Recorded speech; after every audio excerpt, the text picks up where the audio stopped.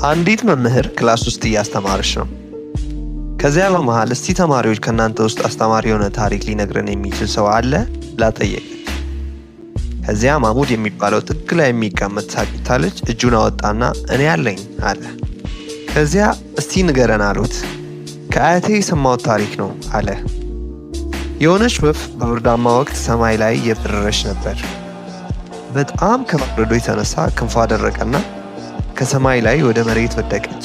መሬት ላይ ልትሞት ስትል አንዲት ላም እንደ ድንገት መጣችና በቷን ጣለችባት። መጀመሪያ ላይ ወፏ ምን አይነት የተረገመ ቀን ነው ብላ አሰበች። ነገር ግን ቀስ ብላ ስታይ የላሟ እበት በብርድ ምክንያት ለሞት እየተቃረበች የነበረው ከእበቱ ባገኘችው ሙቀት ልትተርፍ አስቻላት። ወፏ በመትረፏ በጣም ተደስታ በደስታ ድምጿን ከፍ አድርጋ መጨፈር ጀመረች።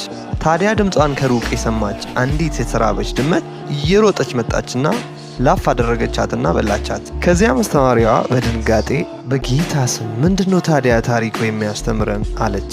ከዚያም ትንሹ ልጅም እንግዲህ አያቴ ያለው አንድ አንተ ላይ እበቱን የሚጥል ሁሉ ጠላትህ አይደለም፣ ሁለት ከቆሻሻ ወይም ከእበት ውስጥ ያወጣ ሁሉ ጓደኛህ አይደለም፣ ሶስት ከባድ ቆሻሻ ውስጥ በምትሆን ጊዜ አፍክን ዘግታ አሳልፍ።